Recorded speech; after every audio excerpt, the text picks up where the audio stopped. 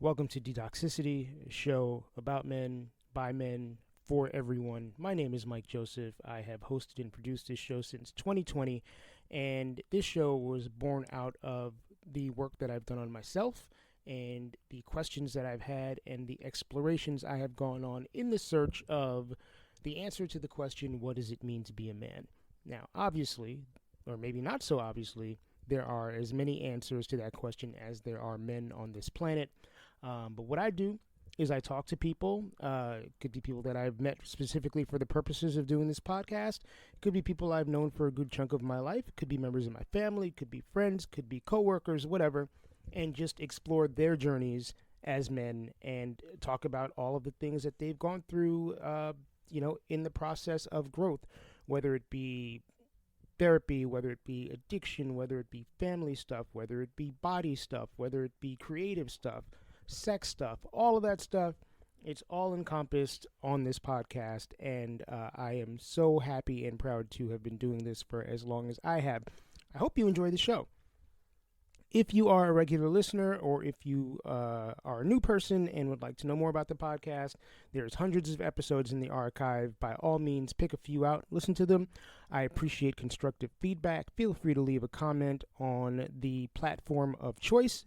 Whether it allows comments is a question of what platform you're using. But if it does allow for comments, please leave one. It's greatly appreciated. Leave a rating, all that good stuff. Feel free to follow me on Instagram. I am at DetoxPod Guy. I try not to use social media a ton, but you can find me there, and feel free to reach out if you would like to reach out, whether it's to pass on constructive criticism or to recommend a guest, whether that be yourself or somebody else you know. I'm always looking for new people to talk to. Anyway, this is Detoxicity. I'm Mike Joseph, and I hope you enjoy this episode of the show.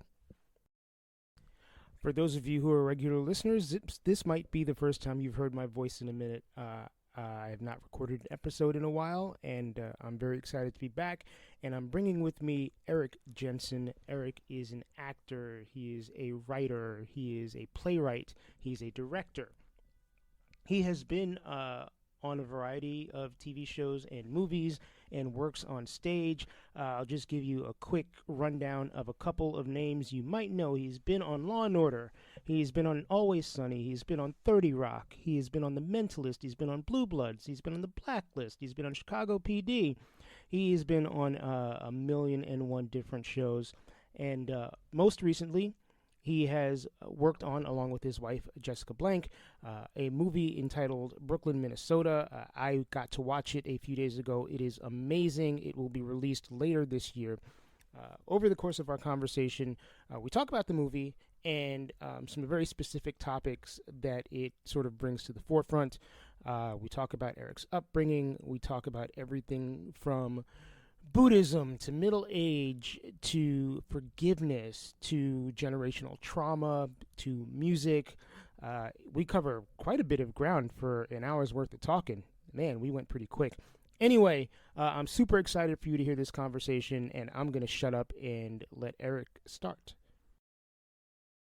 The way that I always used to like to start these was to have the guests kind of do their own intro and talk a little bit about themselves and what they do and, say a couple of pertinent things about them.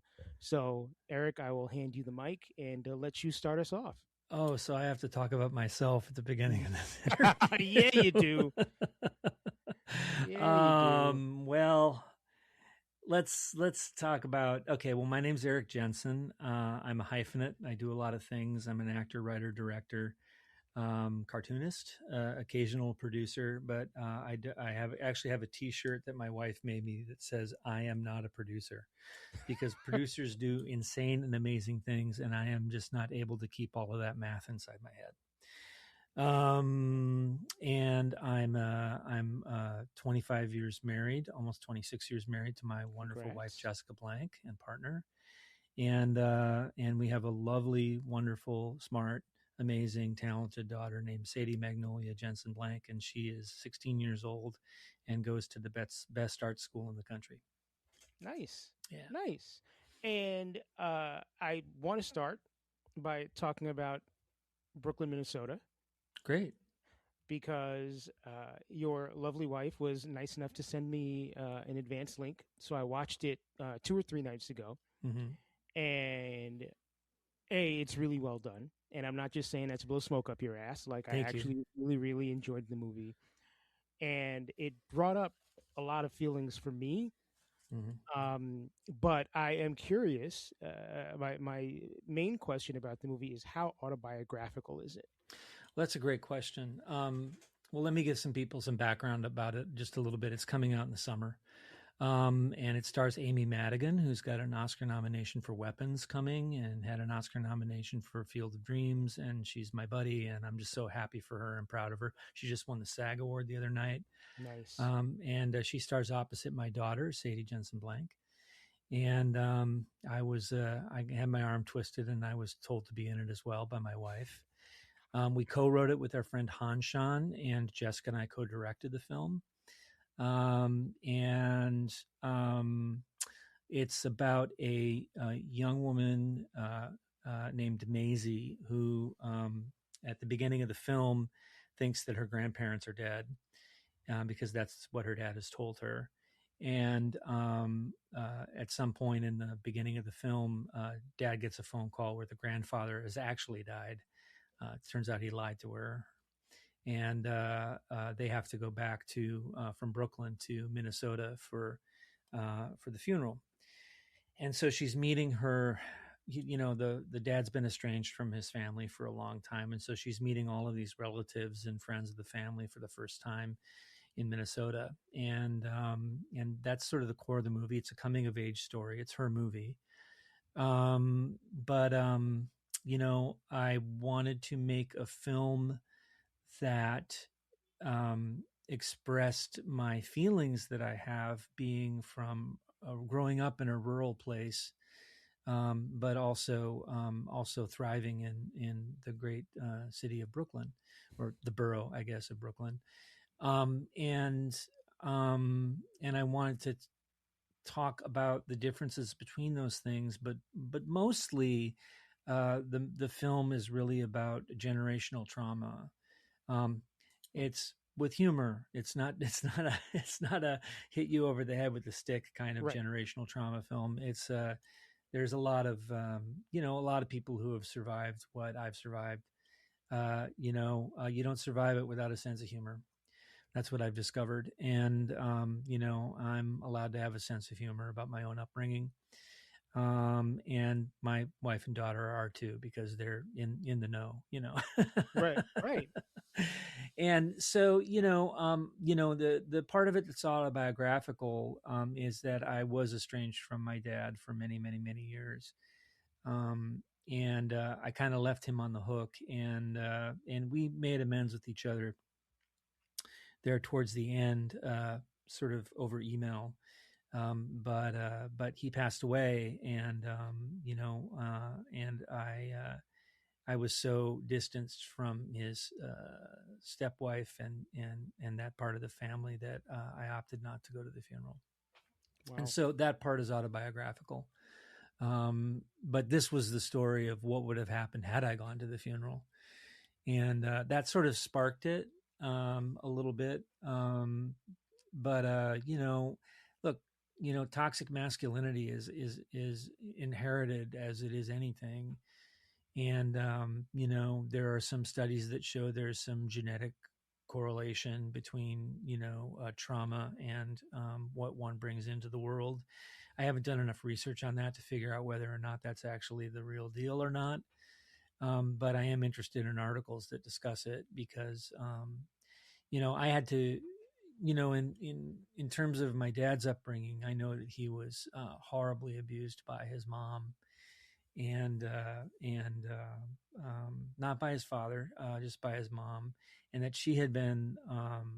His mother had been physically and sexually abused by her father, who abandoned them when she was only 14 years old. So this is like Wow. during the Depression, and she had like, I don't know how many, 3 or 4 sisters and brothers to take care of. So she's 14, and she's now in charge of this whole family. And because of how she'd been treated, there was only one way to keep everybody in line, right? Right. Those were the options available to her. So at this point, with all of this stuff, both for my grandmother and for my father, I'm in the camp of like, um, they did the best they could with the tools that were available to them, and I decided to be the transitional figure in my historical lineage.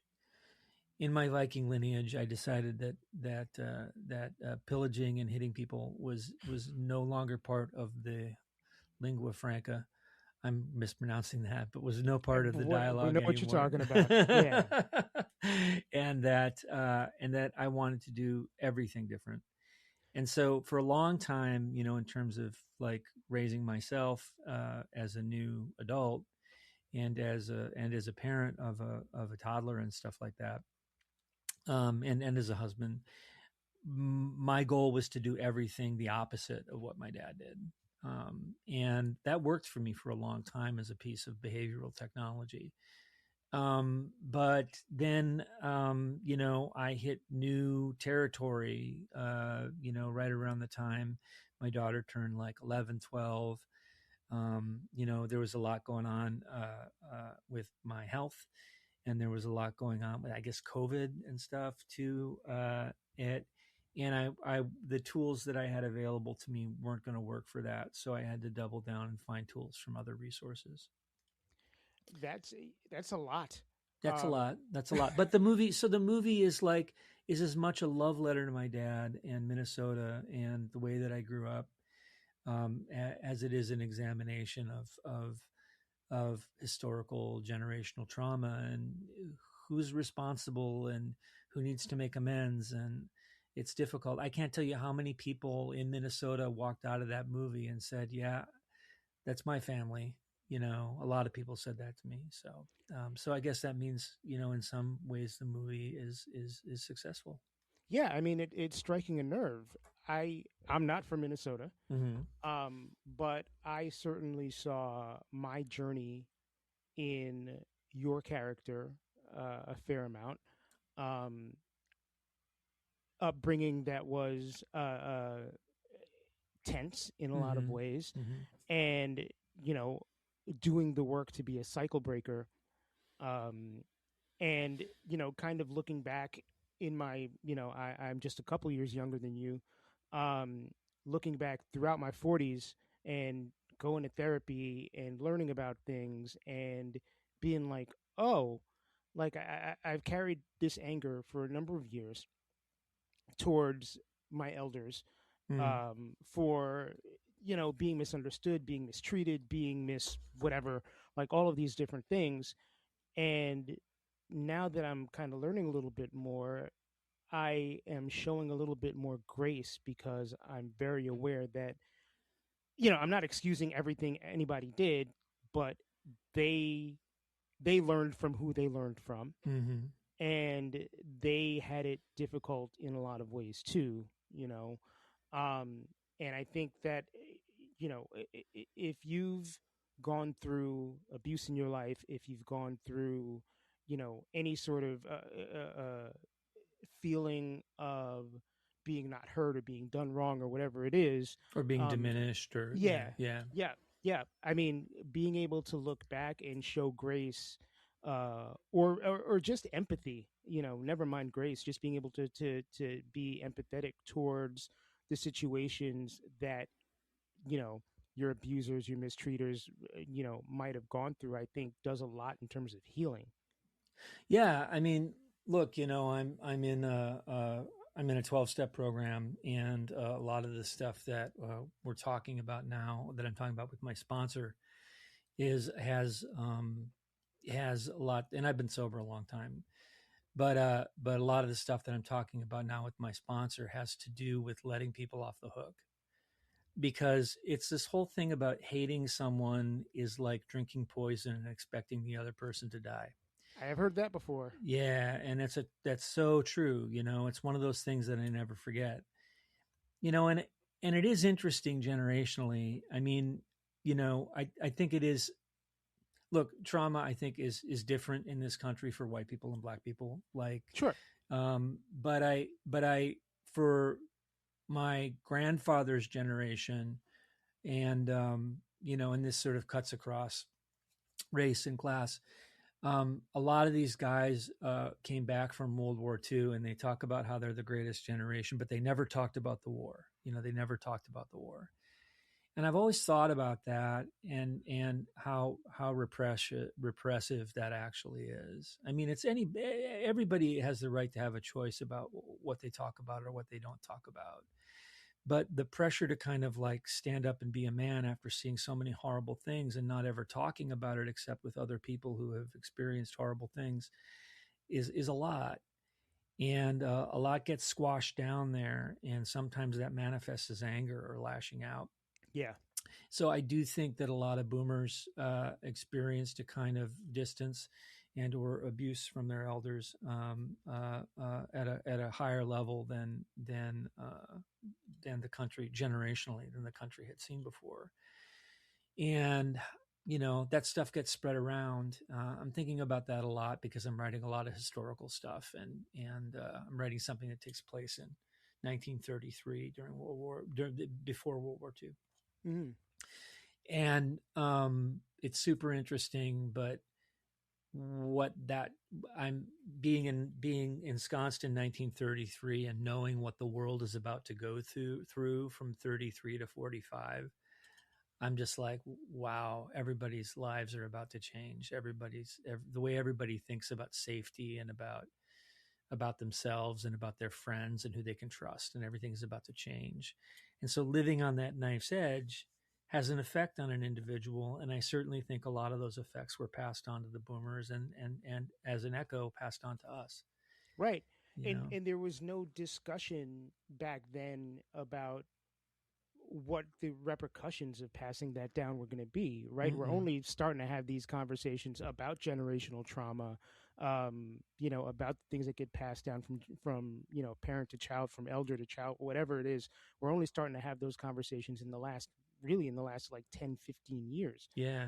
Um, so, it's like when it's such a new thing, when these discussions are so like recent, it's really hard to kind of make sense of anything, and it's also hard for a lot of these older people to kind of wrap their heads around what all of this stuff means. Yeah. Yeah. I mean, I, when things got really bad with me and my dad, I invited him so many times to come to therapy with me. I said, I'll pay your plane ticket, or I'll come back to Minnesota.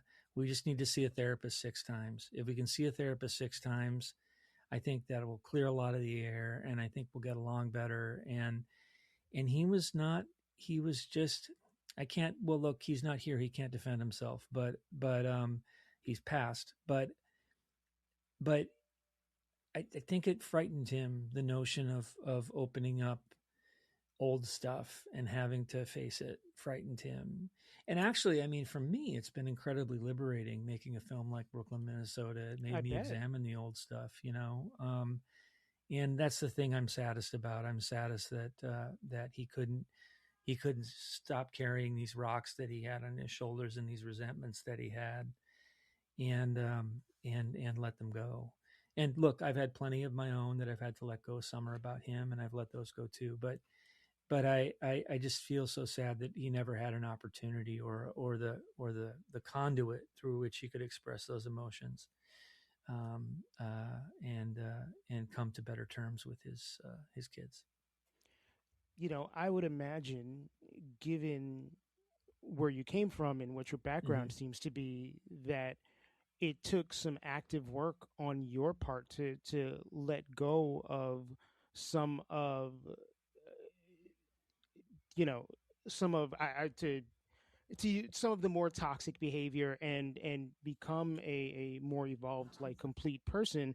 Was there like a particular catalyst where you were like, oh, I got to see a therapist, or I got to get some help, or I got to, like, become sober? Or was there like one thing, or was it just kind of like a bunch of different things? That's a great question.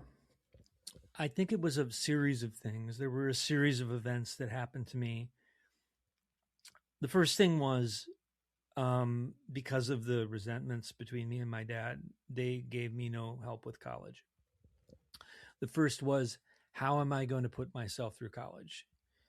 And so that made me had to face reality in a different way than somebody who's got it a little more cush. I dropped a lot of concerns that were old in that moment because I had to do work. I had to go to work. I had to do work study, and I had to do I don't know, like a 70-hour work week at Carnegie Mellon for to be an actor. And that was the first thing that just made me straighten my back up and fly right. So in a way, I owe a debt of gratitude to their lack of participation, because it taught me how to be a frugal person. It taught me how to be fiscally responsible for myself and the space around me. It just taught me a lot of good stuff about money management and all that other stuff. Sure. But the second thing that happened was I stumbled across a book at college called, there were two books. One was called Siddhartha, which is about the life of the Buddha.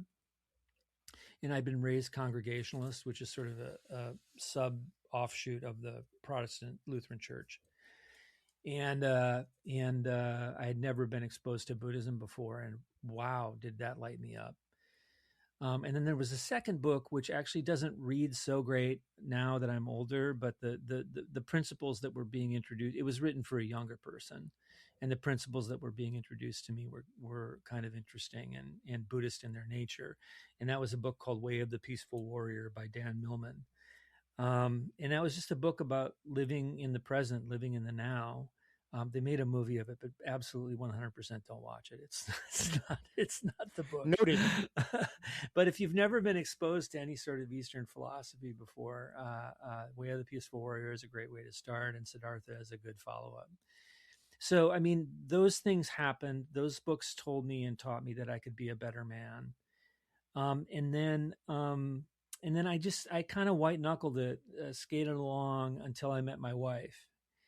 And shortly after my wife and I got married, and we fell deeply in love, my heart was very open. And shortly after we got married, 9/11 happened here in New York. And we were, I don't know, about a mile and a half away. I don't know the exact distance. We were on 14th Street, which is close enough. Super close. Yeah, it's close enough. Any proximity to that is close enough to have problems after something like that. I had all of a sudden I had a lot of PTSD flashbacks to I don't know what. I didn't know what at the time.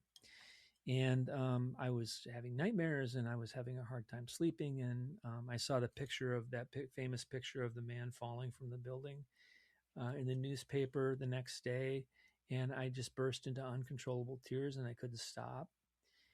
And that got me into therapy. Jessica said, if we're going to have kids and we're going to do all the stuff that we're going to do together, you got to go to therapy and work this stuff out. And I was like, all right, I will do anything you say. You are my wife and I trust you. And I made a vow to trust you. So here I go. And so I've been in talk therapy now for, I don't know, probably 20 years, 22 years. And I've had a series of therapists. I've done different kinds of therapy. I've done cognitive behavioral therapy. I've done talk therapy. I've done group therapy. Like I said, I do a 12-step program, which is not exactly therapy, but it certainly, makes you pick yourself up by your britches and own what you are. And I'm glad that I did all that stuff because how toxic I could have been considering the blueprint that was laid out before me. Yeah. In a lot of ways, I avoided a lot of that stuff. Not all of it. But to the people I needed to make amends to, I made amends, and they were graciously accepted, which I appreciate. Right on. I would imagine that you being involved with the arts kind of maybe gave you like an easier pathway into being more open to uh, thoughts and ideas that are that sort of push against those toxic ideals. Hmm. That's an interesting question again, because actually I was very closed down as an artist when I really first started. I had this amazing teacher from college, this woman from Peru named Victoria Santa Cruz. And I don't know a lot about her history. I do know she was head of I believe and I could be getting this wrong, the Peruvian National Ballet. Mm. But there's actually a black and white film of her, um, where she reads a poem, a very famous poem, on camera. There's some film of her online, which you can find. If you type Victoria Santa Cruz in Carnegie Mellon, you'll find it. I mean, she was just amazing, you know. And she said, "Kid, you're Mr. Head." And I was like, she called me kid.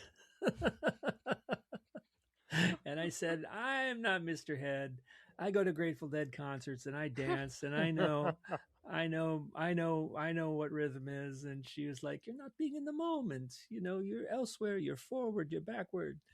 You know, be on the beat." And Victoria taught me everything that I didn't know. And so she was one of my great teachers.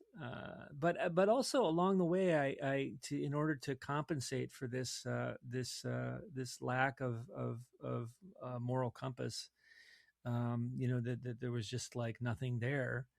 Um, I uh, I ran across a lot of wonderful mentors. My teacher Denny Swanson from high school, who told me that I could act for a living and I wouldn't go hungry. My wonderful friend now, Jim Hart, who's a screenwriter. He wrote the screenplays for Bram Stoker's Dracula, Oh, wow. is the Coppola Dracula, and also do you remember Hook? Yeah, the Robin Yeah, Williams yeah, movie. yeah. Yeah. He wrote that, and Wow. he wrote Contact, that movie. It just it just is just a great guy, and has just been a great person to help me figure out where to put my fence posts. If we were horse farmers, he's helped me erect the fences and clean the shit, and you know. Everybody needs at least one of those. So I mean, yeah, therapy, and a lot of talking to my wife. A lot of making amends. It was really important to me. Like, I don't. I'm pretty sure, unless something is not coming to mind, but I didn't hurt too many people in my upbringing, but there were like four people in particular, and it always nagged me, in theater situations. We'd gotten in our arguments, and we'd all held our own in the arguments. But I realized for all four of these arguments that I was totally in the wrong. And I called all them up and made amends to them all about a year ago. And I can't tell you how much lighter I feel. Wow. Yeah. What? Because I am not great at apologizing. How did that feel for you, or what did you have to like drum up inside you to get to that step? Well, the first guy who I called, I can't say his name. He's a great guy. I love the guy. Um, we were doing, let me just say this, we were doing a play that was racially charged, because I played the in the play, I played the resident racist, and the playwright, who was an African American woman, um, had my character say the N word pretty much every third word. And I think I counted. I think I said it like 20 to 30 times during the course of the play. Wow. And the subject matter of the play was intense. It was about the civil rights movement in the '60s, and it was about the surveillance of the King family by the CIA and FBI, and the dirty tricks that they tried to pull to discredit him, and it was a 2-hour play. It was a two-act, 2 hour and 15-minute play, and I came in to do my job, and I said the words not in rehearsal, but I said them on stage when I as was written by this writer, and I didn't realize how toxic that what a toxic mash that was for other members of the cast. And there was a lot of tension between me and this one guy, and we got in all these arguments, and we kept getting in these arguments, and I didn't understand why, because I didn't have anything against him, and I didn't think he had anything against me, but it was just the tension in the air of the art, you know. And so we got in this one argument, and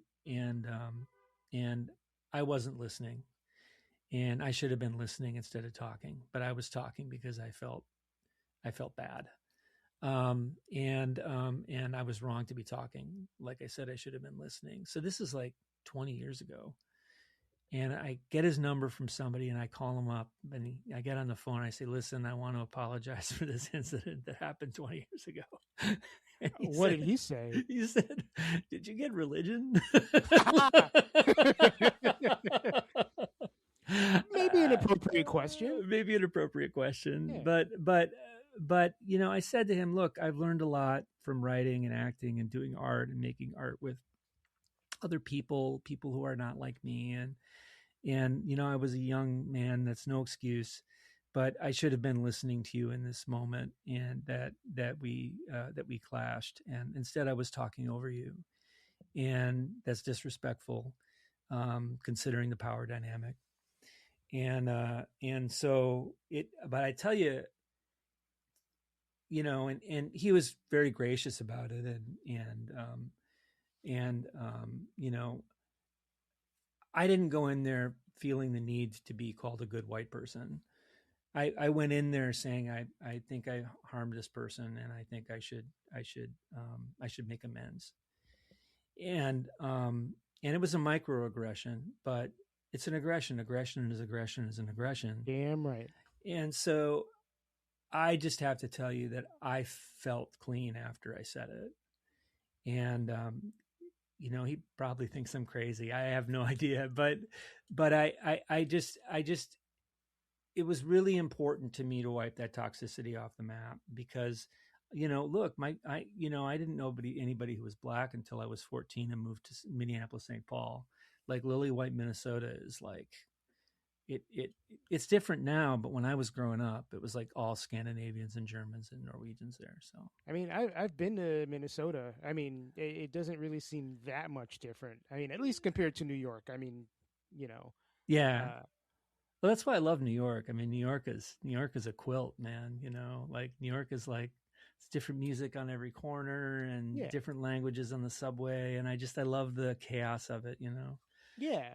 You know. So yeah. So I mean, like, you know, I just think it's the journey that I'm on now is like it's very forward thinking. You know, I have to have a Buddhist do no harm philosophy. There's a thing called the Eightfold Path where you engage in right speech, right livelihood, which means you have to have a job that doesn't cause anybody any harm. Right intent, which means you have to check yourself to make sure your intentions are real. You know, and all of this stuff has really helped me keep a peaceful life, and have a circle of friends around me who I trust, and a circle of collaborators around me who don't look like me, and that's important. How do you? So you hold yourself to a high standard, which I think is super admirable. To a Um, fault, and almost to the point of like feeling guilty if I don't hit it. Yeah. you pretty much telegraphed my question, which is, I mean, that's a lot of stress on yourself. Mm. How do you forgive yourself when you fall short of your own goal? Um, well, that's hard. You know, it's hard, especially like in my family. Like, I've never used the word shame with my daughter. I've never said shame on you to her. I've never put her down. I've never, obviously, never harmed her. But you know, we do get in fights, and as parents with teenagers do, and you know, she's not used to it when I'm angry. That is the exception. It is not the rule. Mm. And and when I fall short with her, um, I I have to make a very clear amends to her, that doesn't have any extra stuff for me to make it easier for me. Well, I lashed out and I'm sorry, but I was hungry. I don't do the non-apology apology. I'm sorry that something I said made you feel bad. Like I actually apologize for the thing I said rather than for her feeling bad. You know what I I love mean? that. Um, but I mean, it's hard, and I have thoughts in my brain as I go through the city, which it's like thought stopping. You have to, that aspect of my grandfather who was not wise in the terms of dealing with other people who were not like him. Those are still in my head, and it's like it involves thought stopping, and it involves going, no, that's not what you're thinking, and that's wrong to think that. And it's hard. But I have to hold myself to a higher standard because I make work about people from all over the world. My wife and I are documentary theater makers. We did our first documentary play was about exonerated death row inmates. We interviewed 40 people who had been sentenced to death row and then were later found to be innocent by the state and released. Wow. And that was very intense, and that was an education on race and the justice system in the world. Considering that my great grandfather was a judge and my grandfather was a highway patrolman, it was a quite different from what I grew up understanding the justice system. And so, in order to have an open heart to all of that, you cannot judge somebody based on some silly notion. That some nonsensical myth. You know what I mean? Like you have to be open to them as a human being. The second thing that we did is second documentary play, we went to Jordan to interview Iraqi refugees during the war, and there was a language barrier there, so we had a translator. And so that was interesting. So I think and a lot of assumptions that I had were carryovers from a colonialist perspective. You You know what I know, mean? yeah. I mean, first of all, those things are very emotionally heavy. Um, and I appreciate the fact that you are tackling emotionally heavy topics and bringing them, making art out of them. Right. Because I do think that art, whether it's music or theater, uh, has the ability to take these heavy things and make them digestible for people to consume and then maybe change their worldviews a little bit. I mean, Yep. as it did to you as a creator, Sure. right? Um, we are, and maybe this is like Gen X old man me talking. I feel like we're in a stage of like people being strong and wrong about a lot of shit. Uh-huh. Uh-huh. And I, I, you know, I'm personally trying to figure out how to like combat that, Uh-huh. and how to In your own exist in a world behavior or in in or in, or in with other people. both in my own Yeah. behavior with other people in the art that I create. Mm-hmm. Um, you know, um, yeah. I mean, how do you? And I feel like the strong and wrong thing has become sort of more prevalent in the last couple of years because I was talking to a friend earlier today about um, thinking about creative things to do as, people who are writers and music lovers and wanting to put stuff out there in the world on the internet and having to fight against clickbait and negativity and Yeah. drama and gossip. And it's like, how do you fight all that? It feels like it feels like you're on a bicycle and everybody else is on a tank, like rolling at you, you know? Yeah, but the tank doesn't fit down the alleyway. And the alleyway is where the most interesting architecture is. Right on. But I said this thing, I heard this thing once, and it's just stuck with me as a repeated thing. I'd rather be happy than right. And that's very important job. That defines my job. When I'm directing a movie with my wife, we got a comedy coming up. It's not so serious, the next thing. And then we got this play that we're doing we're doing a documentary play at the same time about Minneapolis, about what's been going on in Minneapolis. Mm-hmm. So we interviewed about 40 people. Jess is finishing up some interviews now, and we'll see what we got when we got it. I hope you'll come to a reading. I'd be happy when to. that happens. But no, I'd rather be happy than right. Really, I'm not going to sit there and argue about the rules of the game, about a game that I'm just learning, why? Like, if it's the wrong way to play poker, I'm going to play poker that way. The way the guy is showing me, until somebody else comes along and says, "Oh no, you don't do it that way." Why get in an argument with him about it? It's a game. We're having fun, and I think the same. Everybody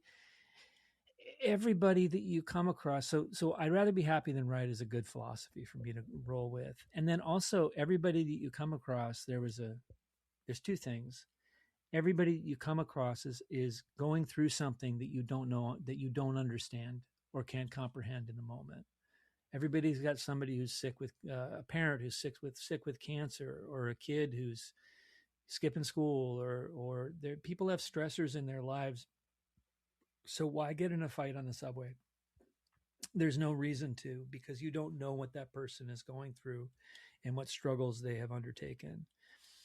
The other thing that's a good exercise that I did that comes from Buddhism is, and it happened to me a little bit when my daughter was born. It happened sort of naturally. But if you go out to the street and just for 2 blocks, you walk along the street, keep your head up. My New York style is to kind of keep my head down and avoid eye contact.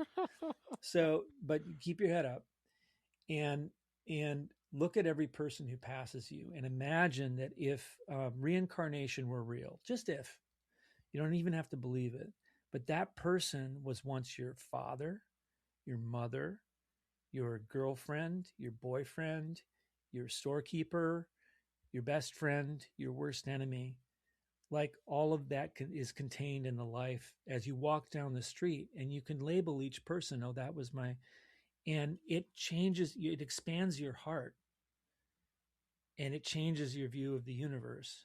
Now, I can only do it for 2 blocks. It just gets exhausting after a while, right? But even a block is exhausting. But yeah, when my daughter was born, I had this experience of walking out onto the sidewalk and being outside the hospital and realizing that every single person that I passed has been on one side or another of birth. They've either been born, or, half of them have given birth. Right. And I just, it was like the miracle of human beings at that moment was so clear to me and so indelible. And I don't remember who was it came. I think my brother came to lunch with me, and I tried to explain it to him, and he was like, right. Yeah, dude. I'm sure he had a similar experience after his kid was born. Right. Okay. I'm wondering if your brother was like, all right, this dude is officially falling down the woo train. Yeah. He thinks that about me anyway. Everybody's got their thing, and as long as your thing ain't hurting nobody, right? Have at it. Yeah, definitely. I mean, look, the other thing that I love is about being alive, and I've had some health struggles the past couple of years. I had cancer for a minute, and that sucked, and I had to really take stock of what I appreciated about my life and how I wanted to live, and it was pretty serious cancer. It was stage 4. Colorectal cancer. Get your colorectal. Get your colonoscopy, folks. I just saw the preview for this movie, Andre is an Idiot. And it is a movie about a guy who did not get his colonoscopy. It's basically a documentary about a guy who did not get his colonoscopy at the appointed time. Oh no. And ended up with colorectal cancer, and it follows his life post that diagnosis. It's Well, actually a comedy, believe it or not. there's a lot of comedy Yeah. associated with it. Yeah. But I was at the movie. I was at Film Forum a couple of days ago, watching a Billy Preston documentary, and a preview for that Oh, Andre is an Idiot movie came up, and I want to see that too. yeah, I want to see that too. That sounds Yeah. good. There's a movie about a woman named Andrea who is a poet. It's called "Come See Me in the Good Light." I want to see Yes. that movie. I haven't seen Yeah. that movie yet. That has been recommended to me Yeah. like half a dozen times. But how was the Billy Preston movie? It was amazing. Oh, It he's was my favorite. I love him yeah, so much. just I mean, his backstory isn't super widely known, and he's seen probably more as a side person now, even though in the '70s he had like hits as Billy Preston. Sure, Like he sure. was a pretty big name artist, but it's pretty intense. I definitely recommend it. Good, good. Yeah, I definitely want to watch that. I mean, I first learned of him obviously from the Beatles, but I actually Right. have a couple of vinyl albums of his. Um, uh, one live one and one I can't remember the title of the other one. But I love Billy Preston. You Yeah, know, man. yeah. I'm glad he's getting his props. Maybe a little too late, A but little he deserves overdue. it. Yeah, a Yeah. little overdue. Yeah. Yeah, no,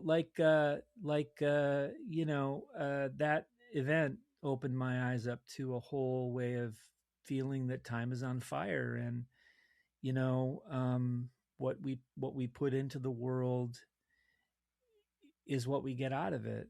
And that's a cliche, I know, but it's 100% true. If you want problems, focus on the problems. If you want solutions in your life, focus on the solutions. I love that. Yeah, and it's just and it's the way we run our sets. It doesn't. We have a whole thing about it. Doesn't matter whose idea it is. A good idea can come from anybody on set. What matters is it effective?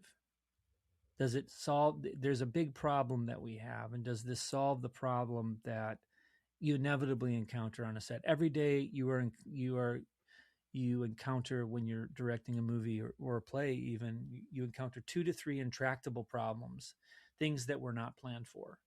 And that's why you plan as much as you can, right? And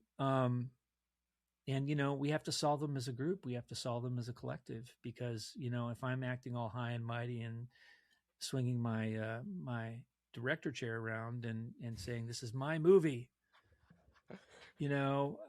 that's foolishness. Like I you also think never, that's an easy way to turn people off, turn people against you. yeah, and like people will still collect their paychecks, but they're like, I'm never going to work for this asshole again. Right. And in exchange for that, we've got people that we work with the same people over and over and over again, and then there's new people joining the conspiracy too. So it's a privilege to work with people. It's not an exercise in feeling your own muscles. Nice. I hope that people who lead in whatever capacity they lead take that philosophy to heart. Yeah, me too. Because I think that always leads to best results. Yeah, I do too. Well, it's this thing you said before. There's a lot of people that are really super loud who feel like they're actually being listened to. Right. And they're not. Well, I think being heard and being listened to are two different things, aren't they?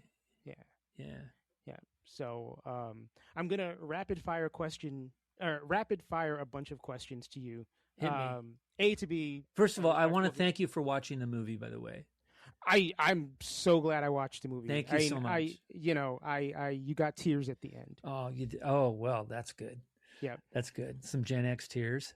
Yeah, some Gen X tears. And we can talk about why those tears came after, but it definitely was a very emotionally affecting movie. Right on. Thank you.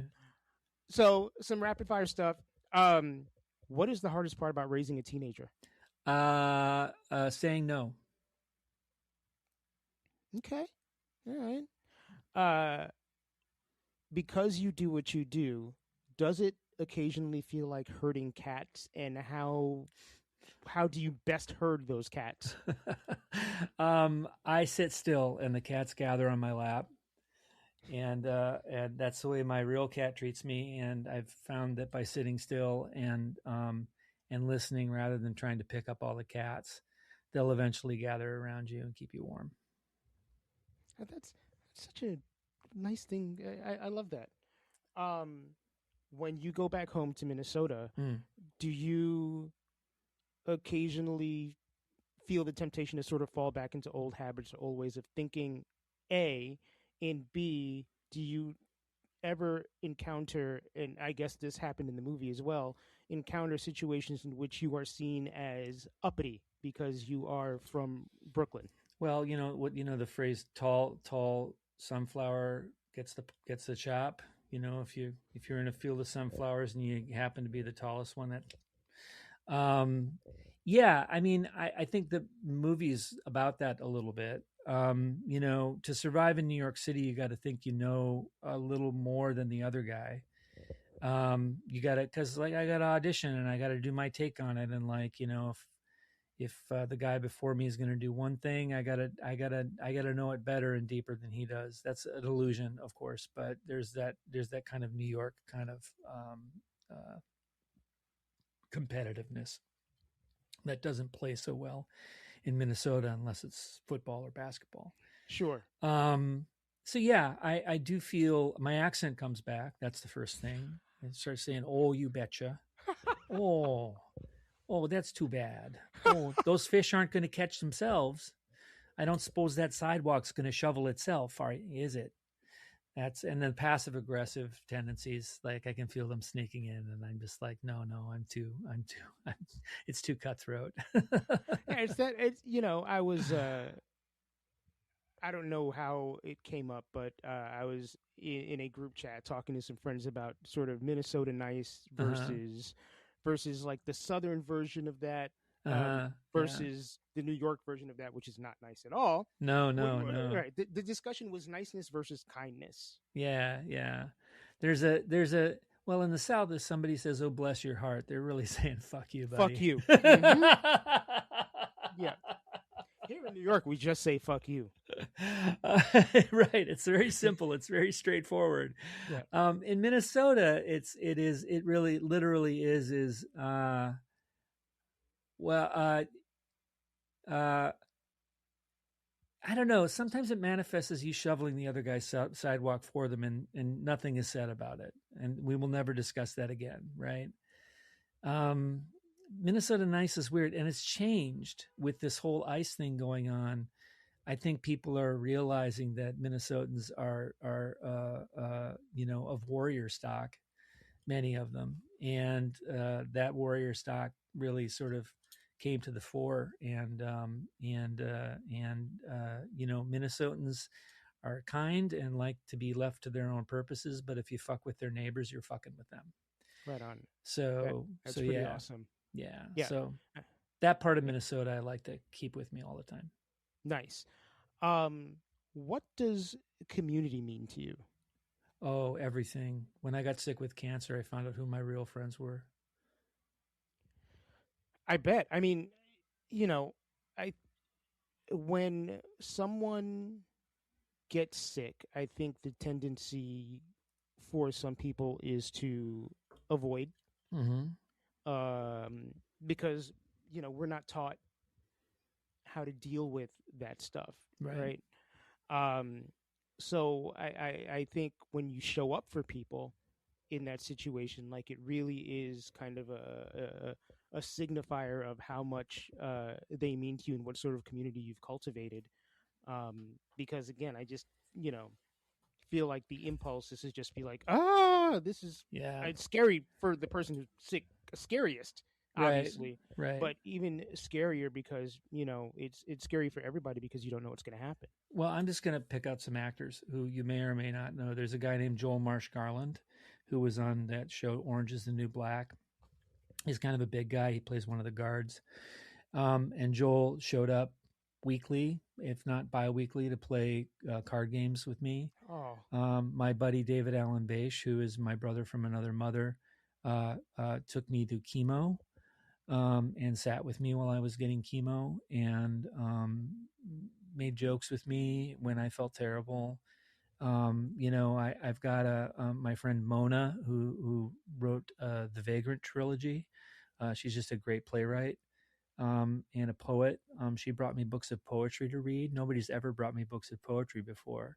I was like, Jess, is this okay with you that Mona's bringing me books of Oh poetry? And she's God. like, yeah, it's okay.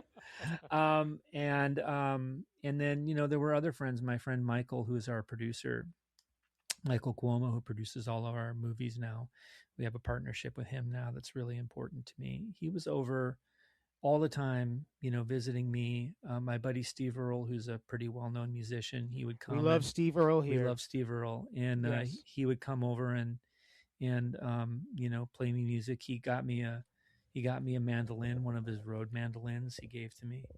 Really quick story. Yeah, hit me. So this baseball cap Uh-huh. is for an organization called Beeline, Uh-huh. which is an organization that has just created a 1-800 hotline for musicians and people who work in the music industry to access mental health services 24 hours a day. Oh, that's amazing. Um, the kickoff event for that organization was, I'd say, maybe 3-4 weeks ago, Uh-huh. and one of the performers at that event was Steve Steve Earle. Earle, yeah. And Steve, if you hear this, I'm the black guy who like screamed at you, "I love you, Steve. What a great performance." He just kind of looked at me like he was afraid and like kept walking. But well, I got to collaborate with Steve in our last play. He wrote music for nice. our last piece, which is available on Audible. It's called Coal Country. So if you want to hear what one of our documentary plays sounds like, that's the best place to do it. Yeah, Right I mean, on. I can list off a dozen more friends who were just there for me, who showed up, and all they needed to do was show up. At no point did I want less love. And that should be the case regardless of your health status, right? Like, I mean, everybody wants love, and we're all here on sort of finite timelines. Like, why not just give each other as much love as possible? Yeah, I mean, well, capitalism has got us down. So that's the big distraction. But yeah, that'll go the way of the dodo. So, Let's hope. yeah. Couple more. What Hmm. brings you joy? What brings me joy?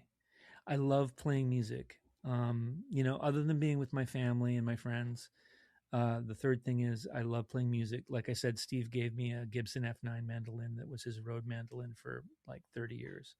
At the beginning of the pandemic, and I've been playing guitar for a long time, but this mandolin, oh man, it's like I found my instrument finally after years of struggling with the guitar and choking the neck of the guitar and going, why won't you like play with me? Mandolin is a great instrument and I love it. And so that playing music with people, if I can play music with people, I got this friend Gordon uh, Haber, who's a wonderful writer also.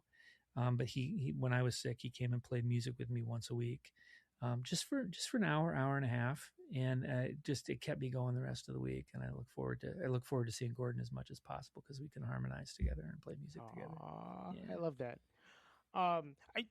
Something just occurred to me. I Mm-hmm. so I initially found you on social media because we're both vinyl junkies. Yes. Uh, and and then maybe a year or so ago, I was watching an episode of SVU, and I was like, "This dude looks really fucking familiar," and Googled the episode and was like, "That's that guy."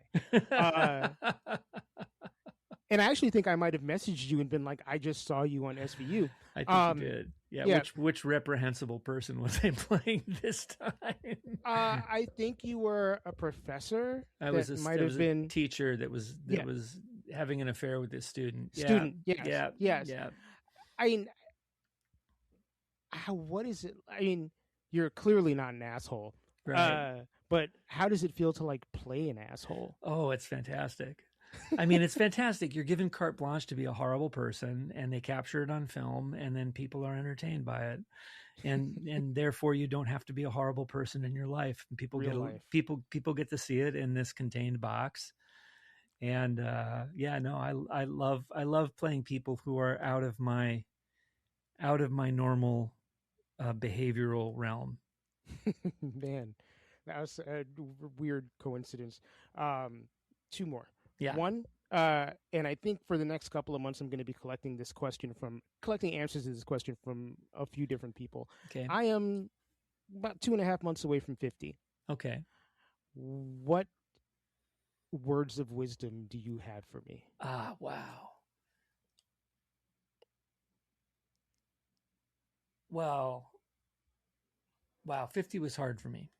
Okay. What words of wisdom do I have? Well, I don't know if these are wise words or not. And it could be a cliche, but don't read it as that. Read this as the real stuff. It just gets better. Because all of a sudden, you're not in the position of coming to people for knowledge anymore. Young people are going to start coming to you because they need to know stuff. You're going to be in the position of beginning to be a mentor at 50. And that's some rare air that you get to breathe. It's such a privilege to be a mentor to younger people. Jessica, my wife, teaches at Juilliard, and all of a sudden there's all these young people around my house. And they a lot of them know a lot, but most of them don't know nothing. Right. Which, I mean, same for us when we were young people. And my goal is to teach them that I don't know is a beautiful phrase, and that just leads to exploration. You know what I mean? Damn right. So yeah, so get ready to be a mentor. That's going to start happening. And I feel like that's happening to an extent already. Yeah. But I'm happy to lean into that as well. Yeah, definitely. What's the last question? So the last question, and I do this with all my guests, I actually turn the tables and have my guest ask me a question. Oh. So my question is, Erik, what would you like to ask me? It could be about anything. I would like to ask, what record is the first record in your alphabetized record collection, and what record is the last record? Oh, holy shit. I'm going to have to get up. Okay, all right. Laptop down. That's okay. Don't worry about it. It's kinetic. There's movement. There's action. Yes. It's like a movie. Let's see. First in the collection. And you can muff it and say first cool record in the collection. You're going to laugh. Hold on. Okay. So the last record in my collection is less embarrassing than the first record. Okay, let's see the last record. The last record in my collection is a compilation by a band called Zap, which is from Ohio, Dayton, Ohio. Okay, Dayton, Ohio. Lead singer was Roger Troutman, who was one of the people that pioneered the use of the talk box in funk music. Amazing. And you want to have a little dance party in your apartment, you put on a Zap record, you have a great time. All right, Zap with 2 Ps? Yeah, with 2 Ps. All right, cool. And the first album in my collection is actually a record by NSYNC. It is. Yes. Interesting. And you never threw it away. You've kept the faith. Well, they only reissued the vinyl a couple of years ago, or put the record, because, these records came out in the early 2000s, so it was peak CD era. Ah, nice. They were really putting stuff out on vinyl, so I think this vinyl came out before the pandemic, maybe like 2018. Nice. Nice. And I somehow was able to finagle free copies. Sweet. Which is what working in the music industry does for you. There you go. Little nice hack. Yeah, definitely. My daughter would be thrilled that NSYNC was was up there. That's fantastic. But there's tons of stuff in between. There's time. Well, hopefully I'll be able to come over sometime. We can listen to some of them, or Erik, or vice versa. I would love that. It's so great to finally be able to have a conversation with Erik. We've been following each other on socials for a couple of years, and as we mentioned during our conversation, our initial touch point was music and vinyl records specifically. He is a big vinyl guy, and we were able to sort of make the transition from being Instagram buddies to talking on this podcast to hopefully friends in real life. I love that conversation, and I hope to have more with you, Erik, off mic. Thank you for being on the show. Everybody, make sure when Brooklyn, Minnesota comes to theaters, you check it out. You can follow Erik on Instagram at ejensen123. That is EJENSEN123. And by all means, follow up on everything that he's doing. He's amazingly talented and a good guy besides. Before I go, I want to shout out something that we mentioned briefly over the course of our interview, and that is Beeline. Beeline is brand new. It is the music industry's 24/7 mental health and crisis support line. Whether you are a musician or a roadie, or you work in the industry, work for a label, a distributor, a PR company, Spotify, Apple, any of those things, there is a free support line for you. Call 855 Beeline 99, 855 BLINE 99, or text 254 639, 24 hours a day, 7 days a week, 52 weeks a year. And you will be able to find a person that can help you, lead you to a place where you can get help, figure out some stuff for you so you're not alone. Once again, that is 855 Beeline 99, or text 254 639. Thank you all for listening to the show. I am trying to get out of the habit of updating with new episodes bi-weekly, so I'm going to throw some curveballs at you. You might get a new episode next week. You might get one in 4 weeks. I'm going to throw my cadence off a little bit just because I want to continue having quality conversations with people, and you can't necessarily put those on a calendar, right? At any rate, I thank you for listening. I thank you for your patience. Please follow me on socials if you would like. Please follow and support this podcast however you'd like. Most of all, please take care of yourselves and the people around you. Thanks again for listening. Take care, y'all.